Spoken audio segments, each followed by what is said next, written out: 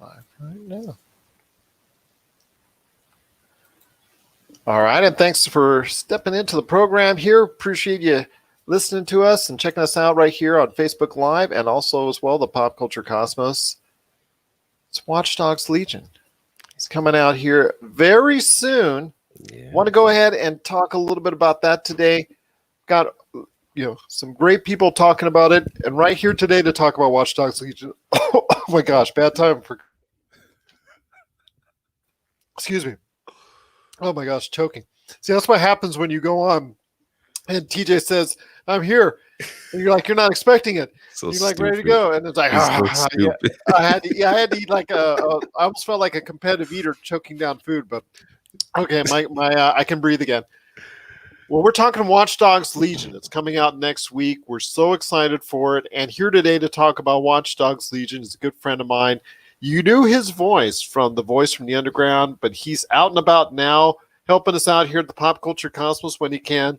It is my good friend indeed, a fellow Lakers fan. Yes, and we'll talk about that on the back end of the world champion Los Angeles Lakers. He's a good man indeed. It is TJ Johnson. And TJ, glad to have you on once again. I'm so glad you're feeling better. Yeah, man, I'm glad to be on. I tell you, people didn't think this COVID was real. And while I hadn't been affected by it at first, I never not believed it was real. Then it got me. It got me and it got my wife, and it put us on our back for a couple of weeks. Let me tell you, COVID is not fun. It is not an enjoyable experience, but I'm grateful. We're all good now. We're here. While I was on my back, I got to watch my Lakers win, so that's awesome. And I got to build up more anticipation for Watchdog Legions, amongst other things coming out this holiday season. So, brother, I'm fired up, man. I'm ready. Well, I'll tell you what, my friend, it's something that a lot of people are excited for. And I reached out to a lot of people to try and go ahead and talk about this game. But when you said you had to talk about Watch Dogs Legion, I really took notice of it. Tell me your history with Watch Dogs. Tell me how far that goes back for you. Obviously, it came out in the previous decade with that tremendous trailer that at the time in E3, it had people talking. It got all the buzz.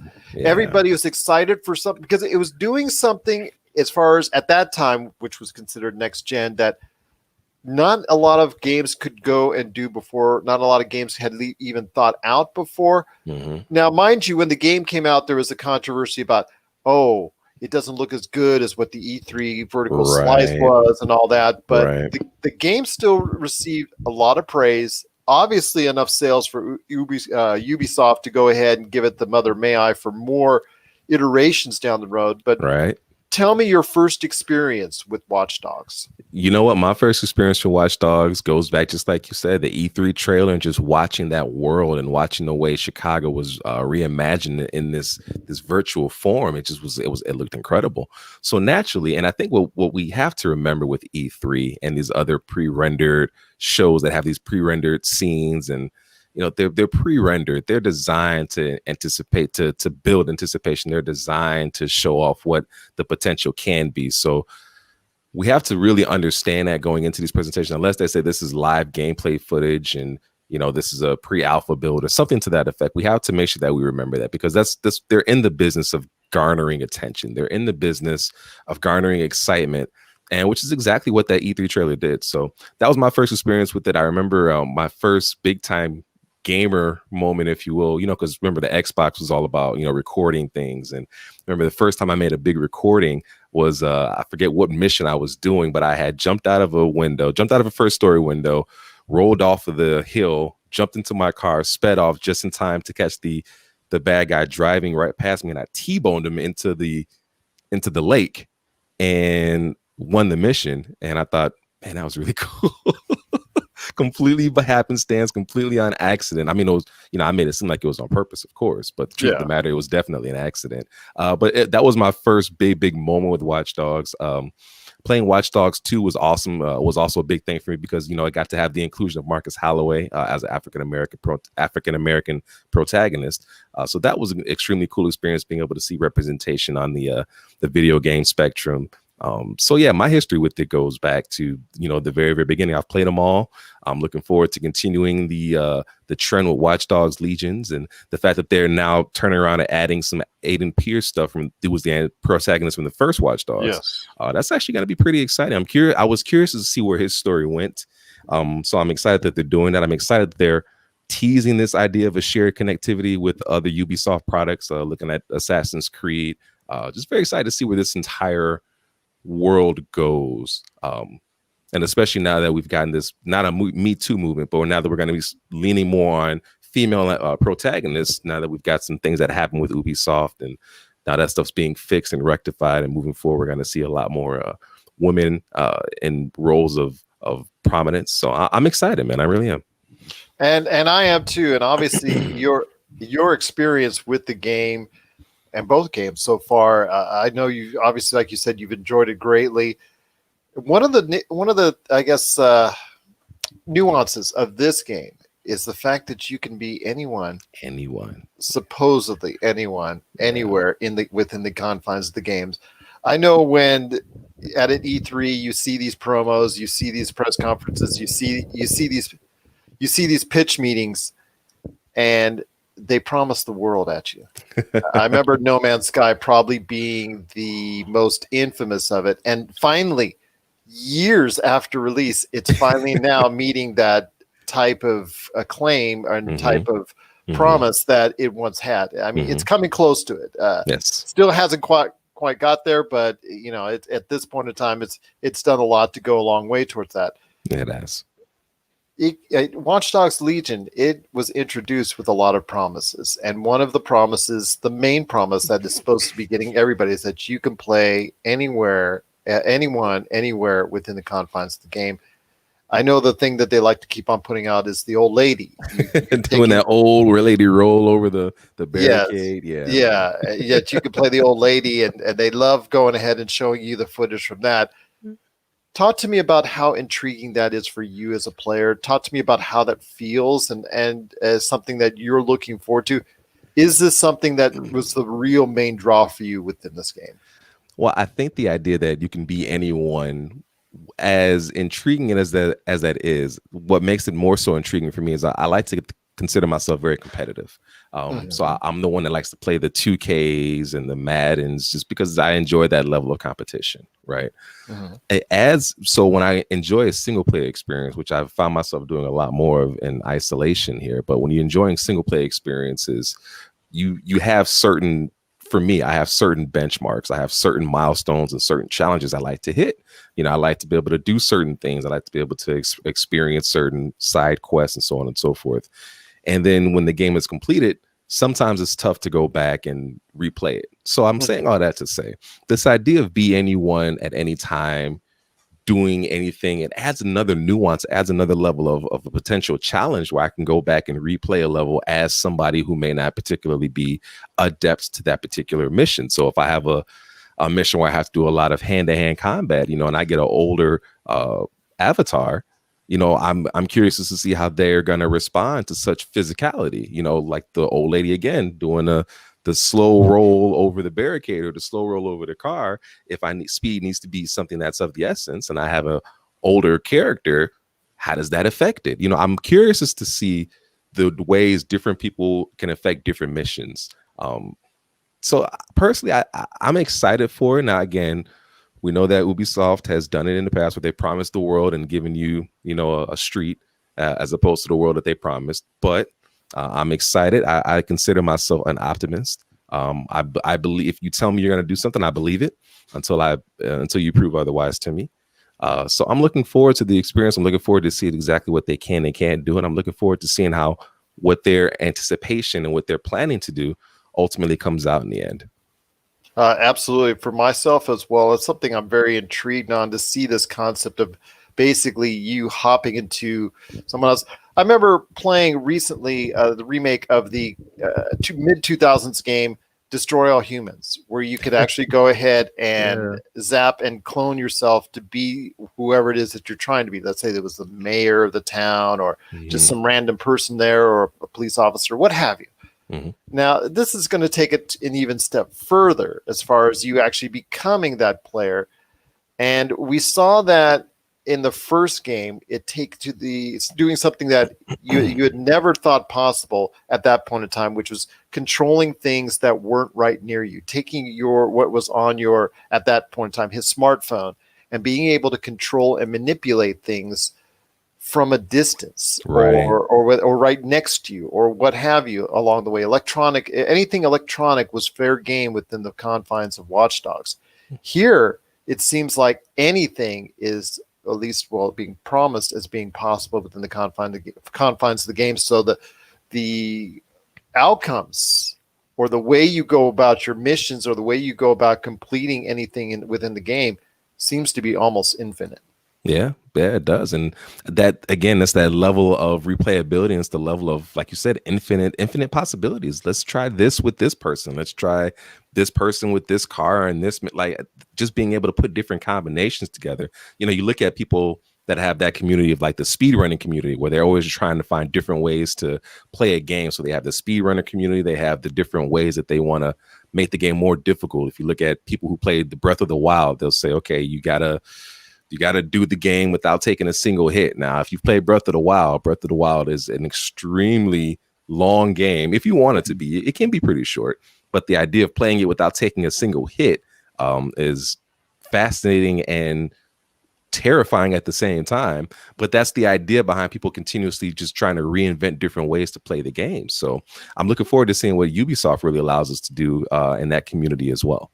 Oh, absolutely. And I'm looking forward to it. It is Watch Dogs Legion. It is coming out next week.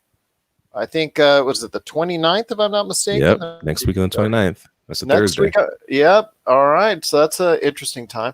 See, the old days, it used to be after, what was it, the Sonic Genesis, Sonic the Hedgehog 2, that set Tuesdays for the video game industry for 20 years, 25 years, basically. And all of a sudden, these games now want to be dropped on Friday, like a movie release, and now Thursdays, the nerve. Wednesdays. Yeah, exactly. They'll just drop any time now. So that's fine. That's fine. You've given us enough heads up notice. The last thing I want to ask you when it comes to Watch Dogs Legion is that it's going up against some heavy competition coming up in the near future. And that's going to, you've got Call of Duty Black Ops, you've got Cyberpunk 2077, you've got Assassin's Creed. That's coming out with a new edition, Valhalla, as well. So you've got all these different games coming into the mix. Plus, people are also going to be going ahead and spending money on one or two new consoles coming up in the not too distant future, with Xbox Series X or Xbox Series S, your choice, on the 10th, and the PlayStation 5 with its two models coming out on the 12th. So I understand Watch Dogs Legion is going to have an upgrade to the next gen versions. Yep. But be that as it may, I mean, pitch out there why people need to go ahead and make sure that this is going to be one of those launch games that's right for them.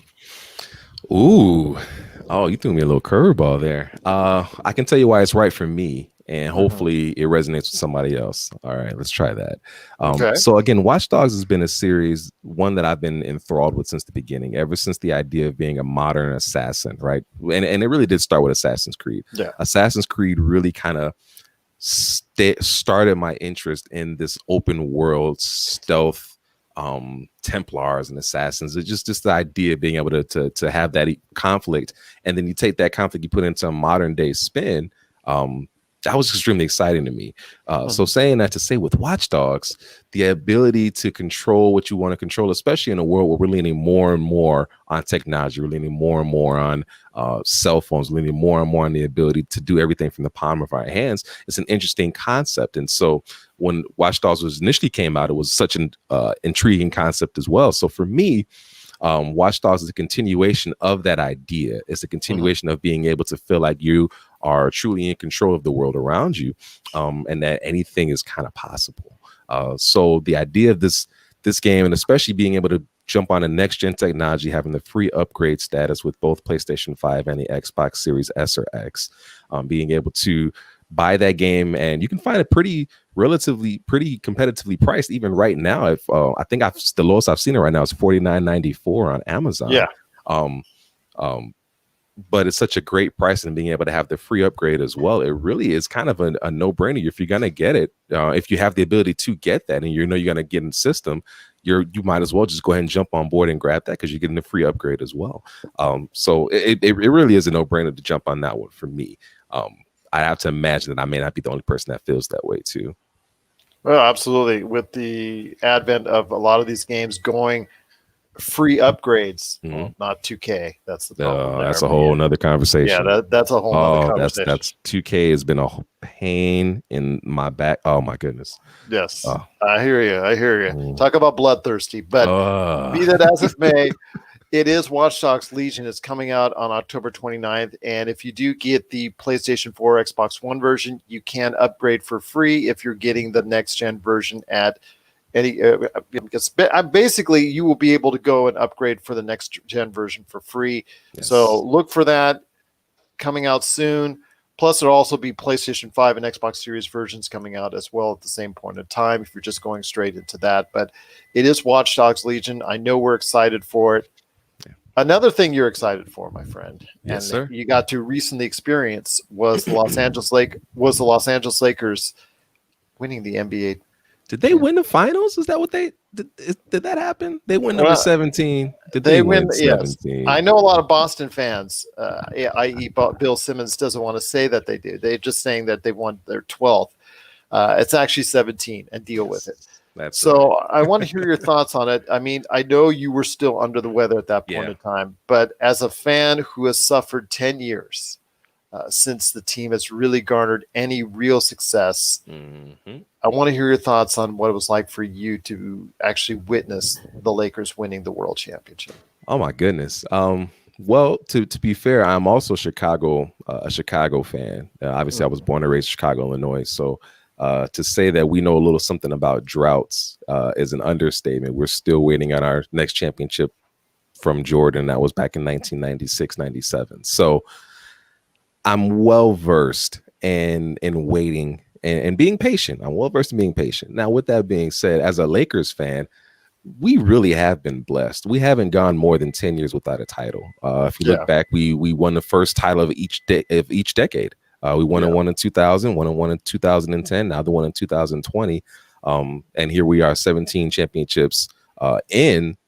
We really have been quite blessed as a fan base to have such a prominent spot in American culture, sports culture, as we've had, to win as many championships as we've won in such a short amount of time. To be able to witness this one was very, very special for me, because, again, a lot of us didn't even think a season was going to complete. We didn't think the season was going to finish. We didn't think we were even going to be able to get there. And then, of course, you have the basketball pundits who are saying, oh, well, the Lakers had the easiest road to the NBA finals and finals history, and they didn't have to play any of the big hitters. They avoided the Clippers, blah, blah, blah, blah, blah. Look, it's not like the Lakers didn't show up. The Lakers did what they were supposed to do. The Lakers showed up. The Lakers played basketball, and the Lakers were ready in the Western Conference Finals like they were supposed to be.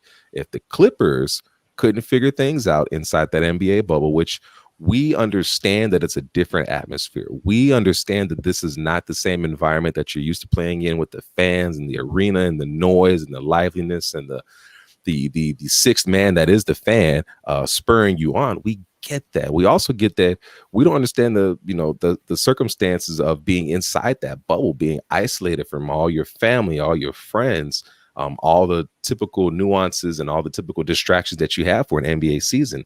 It was a different animal.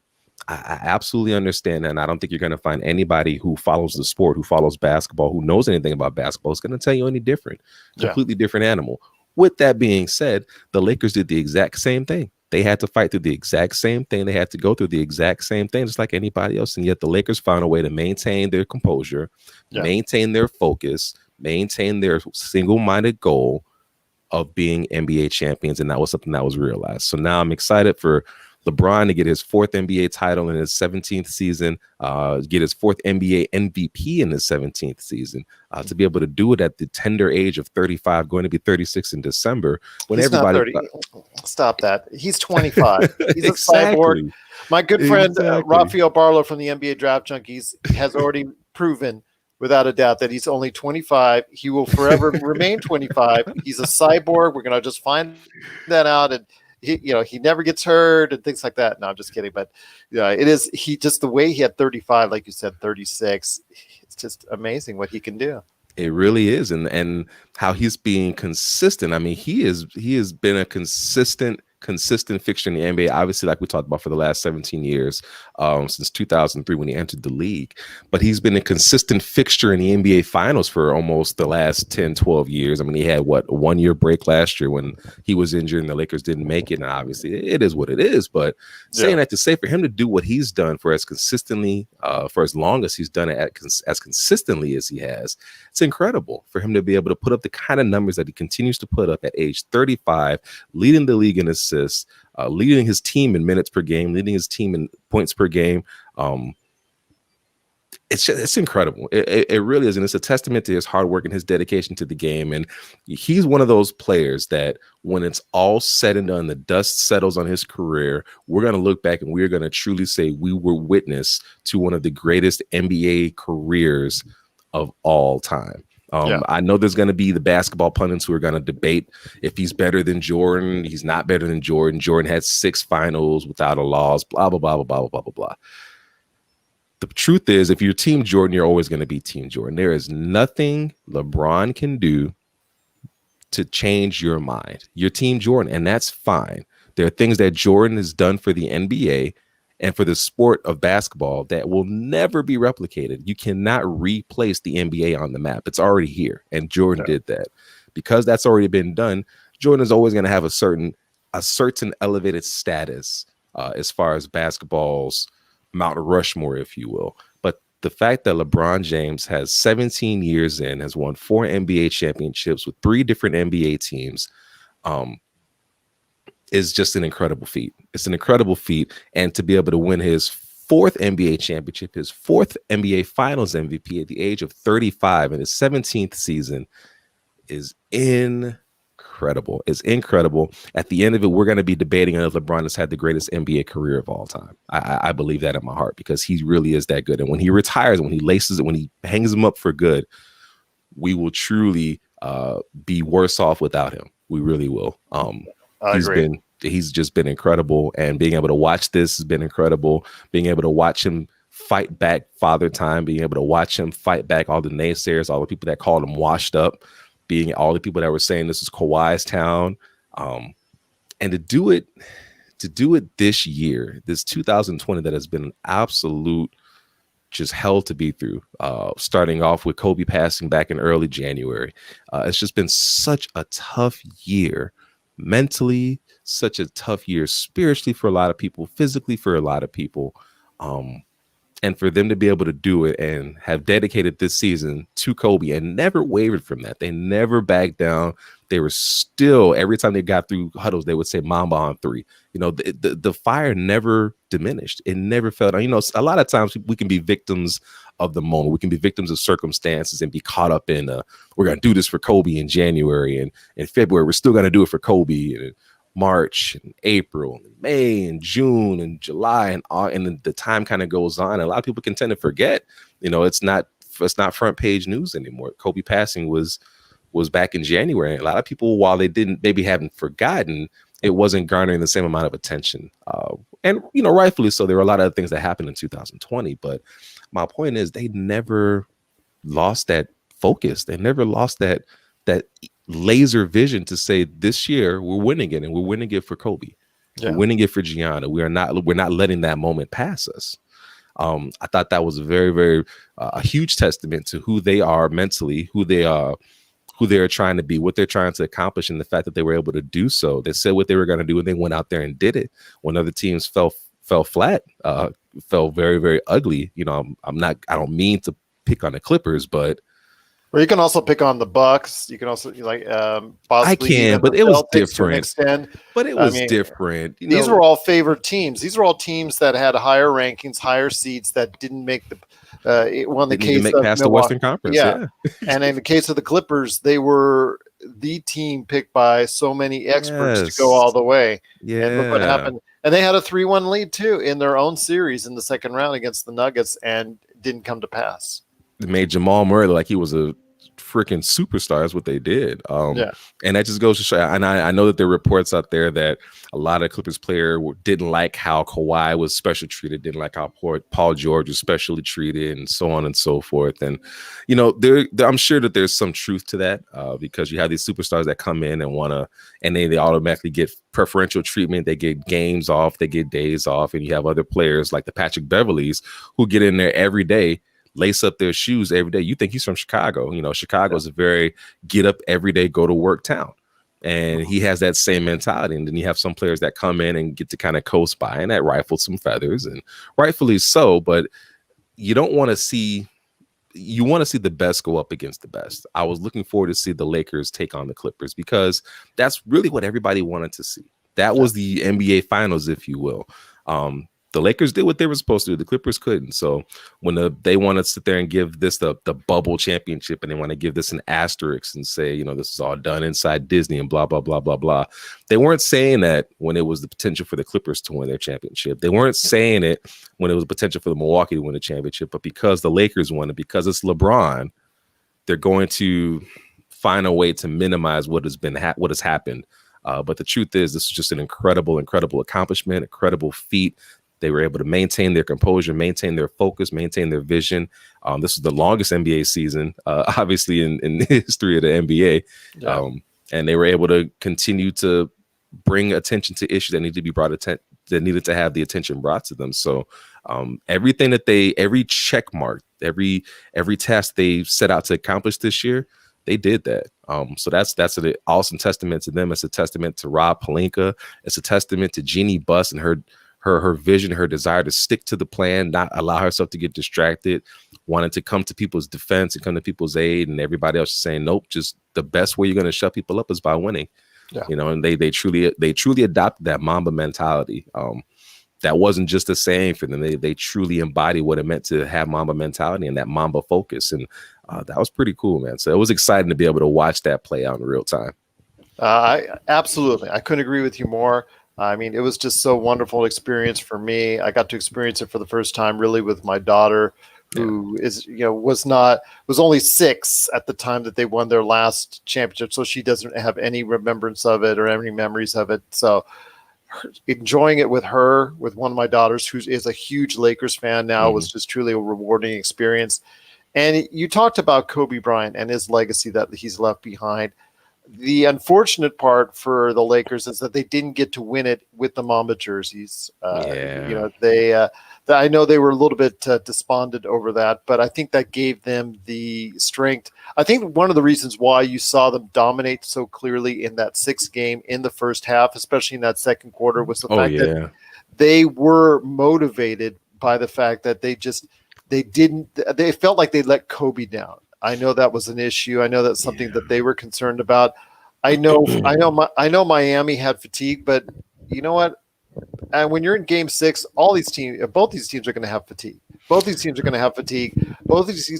going to be feeling at the same level. So I don't want to hear all the excuses. I don't want to hear injuries happen. I get that. Goran Dragic, I get that with Bam Adebayo. I get that, but so many people out there are trying to take away the value of this championship, whether it's because it's in the bubble, whether it's because they didn't play the full 82, whether it's because this person was hurt, whether it's because the fact that they didn't get to meet up with the Clippers and didn't get to meet up with the Bucks. You're hearing that from right and left, whether it's on Twitter, whether it's on any of these social media outlets, or whether you hear it out there from friends and foes alike. You're just hearing people who do not like the Lakers will pick out certain things on reasons why this is not a quote unquote legitimate championship.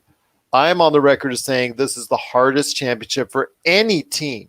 And I said this going into the bubble, and I say this coming out of the bubble. And just the fact that the Lakers won makes it so much sweeter.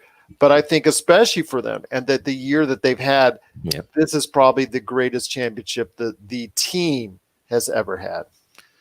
Yeah, I would agree with all the above. I will say this about that Kobe jersey Game 5 thing. And this is a lot of Lakers fans may not like what I'm about to say, but I'm just going to be absolutely honest. Nothing about those black jerseys were anything that Kobe would have been like, we have to win at this game. That was so not Kobe. that was so not Kobe to be looking at this game and saying we have to win this game on this date. Kobe was about getting the job done, period. I don't care. Kobe didn't care if they were in LA. Kobe didn't care if they were in another arena. Kobe was worried about getting the job done, period. That's it. There is no other purpose. There is no other goal. So to wear a Kobe inspired jersey, and for people to feel like they let Kobe down is absolute asinine, because I can tell you with certainty, Kobe wouldn't have cared. Yeah. Kobe does not care that would not have cared if you had on a black jersey that was specifically designed by him and you happen to win it because you were going to win it all for him and you wanted to win in the black jersey. Who cares? At the end of the day, that 17th banner is going to be raised. At the end of the day, that 17th championship is going to be the Los Angeles Lakers.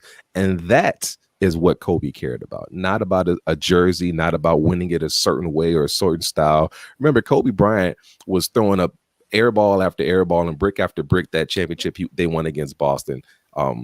His first time he was in a playoff game, I think it was against Utah. Yeah, he threw air ball. But did that ever stop him? No. And so that's that whole, about the not winning in the jersey thing. That's ridiculous. And I think that would have been the first thing from Kobe Bryant's mind personally. As a Kobe fan, I don't think he would have cared. I don't particularly care. Now, in regards to this, the bubble championship, people are going to find ways to try to diminish what's happened. One, because again, you have Laker haters out there, which is fair because the Lakers have experienced quite a bit of success. Again, we just talked about it, 17 championships. That's tied for all-time highest in any professional sport, period. I get it. The Lakers have had a lot of success, and the Lakers are still going to have a lot of continued success moving forward. So there's going to be a lot of haters out there. There's going to be haters, again, that want to minimize what's happened in this bubble. But the Lakers, as we talked about earlier, fought through everything that everybody else fought through, and they still managed to be on top. Yes, the Lakers had LeBron James. Yes, the Lakers had Anthony Davis. Yes, the Lakers had Dwight Howard, Anthony Caruso, Kyle Kuzma. We get it. Lakers had abundance of talent, but the Lakers also did what they were supposed to do. They took care of their body, they took care of their mental, and they came out on top. And as you mentioned, yes, the Heat had injuries. It happens. Every team goes through that. That's why you need depth. You need longevity on these teams, because the truth of the matter is it happens. The truth of the matter is injuries happen. It's a long NBA season. That's why you've got to have everybody ready to go. There is no taking days off, taking plays off, taking weeks off. You got to be ready to go when your number is called, which is exactly what Kobe Bryant would have done. So, nope, I don't give anybody else a pass. Lakers did what they were supposed to do. I agree. It's one of the hardest championships, as far as I'm concerned, to win, because everything that you are used to having, you don't have. You don't have those comforts at home. You don't have the crowd. You don't have the arena. You don't have people rooting for you, 20,000 strong, 60,000 strong in attendance. You don't have the people outside ready for you to win. It's a different environment, a different atmosphere, and they still got it done. And that's what it boils down to. That's what it boils down to, indeed. Once again, I'm here with my good friend, TJ Johnson. You knew him from Voice from the Underground, but he's here with us as part of the Pop Culture Cosmos and also the Lakers Fast Break right now. My friend, I tell you what, I'm just looking forward to so much more with the Lakers, because I think if this team does some certain things right with the roster, I understand that this team is two people, Anthony Davis and LeBron, and the rest of the team has got to be focused on the defensive end. But when it comes down to it, as far as the overall roster is concerned, let's take out AD and LeBron and their greatness. 3 through 15 is something that a lot of people will always question going forward, as far as how can they continue this dominance? How can they go ahead and be in contention with for a title again? As long as you have a healthy LeBron and AD, you're going to be in contention. But can you take that next step again? Can you go ahead and repeat and even more? The thing that they have to do, I think, is because they don't have one of the strongest rosters for an NBA title team after numbers 1 and 2, is they have to go ahead and build some better pieces around it to sustain it, because you've got Brooklyn, you've got KD and Kyrie coming back. Golden State, you've got them all getting healthy. the West is going to be like a murderer's row. So you cannot take a night off when it comes back. I think probably around MLK in February. I think that's probably what they're targeting at this point in time. But I will say this, that there's going to have to be steps to improve the roster going forward. Oh, yeah. Yet still hang their hat on the defensive end, because that's why they actually have the title today, is because they focused on the defensive end when other teams did. I want to hear your thoughts on what you think the Lakers need to focus in on as far as this offseason to make the team better and also just as capable of winning a championship next year. You really hit a lot of the nails on the head. The truth of the matter is it's not going to be easy to repeat next year. Again, as you mentioned, Golden State's going to be fully powered. Obviously, the Clippers are going to be locked and loaded and looking with a chip on their shoulder, and as they should. Brooklyn's obviously going to be formidable with KD and Kyrie, and there's no doubt this is going to be one of the harder championships to repeat and run back, if you will, to quote Anthony Davis, running them back. I think what they're going to need to obviously clear up some cap space. I know that they're currently actively trying to get the NBA to get Luol Deng's salary off their books, because I guess they're supposed to be paying him until 2022, from what I understand. So I know they're actively trying to get him off his books since he's retired. They're going to need to do whatever they can to shore up that defensive line, that second rotation, as you talked about. Obviously, Rondo, I think he's opted to become a free agent. We don't know what's going to happen moving forward with Kyle Kuzma, if they're going to try to use him as trade bait, which I kind of think they need to. The truth of the matter is that's the name of the game when it comes to the NBA and basketball in particular. That's you have your young assets who go out there and they prove themselves to be valuable. And granted, Kyle Kuzma didn't exactly have the best NBA Finals run from a production standpoint wise, but he did what he needed to do. And I think he showed enough promise to where there's going to be enough teams that are showing a great interest in him, depending on what you're going to get back from your return. The truth is LeBron is going to be 36 by the time the next season starts. We really need to do whatever we can to take some of that pressure off of him, to make him be less of a high usability person and kind of be more of a person where we turn to when we really need to. LeBron is not that kind of, he's not Allen Iverson. LeBron's not Kobe. He's not going to be that player that demands to be that top dog until, they just can't do it anymore. LeBron understands his role. LeBron understands that there's going to come a point in time where he's going to have to defer, and LeBron has no problem doing such. In fact, he got a lot of heat for that in Game 5, being somebody that deferred to somebody else for a jump shot that was wide open. He created for him. There wasn't a defender more than 10. Anyways, but people still gave him crap about that. That's that LeBron hate that's never going to go away. Point being, we really are going to have to shore up that second unit. And really, we truly need a third option, even if it's not a third superstar option. You really need to have a legitimate third option in regards to somebody else who can create shots, somebody else who can knock down big shots. I know they're also making a play. Just even making the right pass every single. Somebody who can actually take a load a little bit, even for 5-10 minutes, more than what they're getting during the regular season off of LeBron. I think that's the case. Rondo, who I finally got on the playoff train, the playoff Rondo train. Yeah, buddy. I told you. Yeah, I finally announced. I finally announced it. Like I think by Game 4 or something like that of the finals. I said I finally got my ticket. I've gone on the train. I've actually got on the train. I told Laker Tom at LakerHolics.com. I said, you know what? Okay, I'm with you, my friend. Finally, but let's put it this way: during the season, he is analytically a nightmare.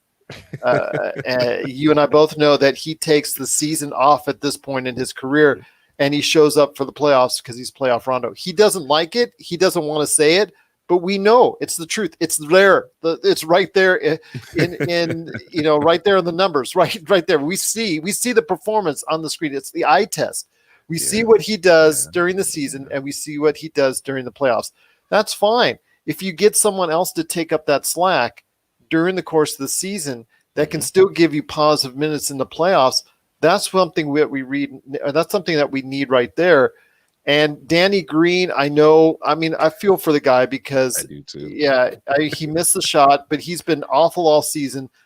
He getting death threats is just way out of line. Yeah, absolutely. The petition against Kyle Kuzma is way out of line. Absolutely. But still, that doesn't dissuade from the fact that he is being paid $15 million next year. If you can find a way to move Danny Green for someone that gets you, there's someone that gets you 15 to 17 points.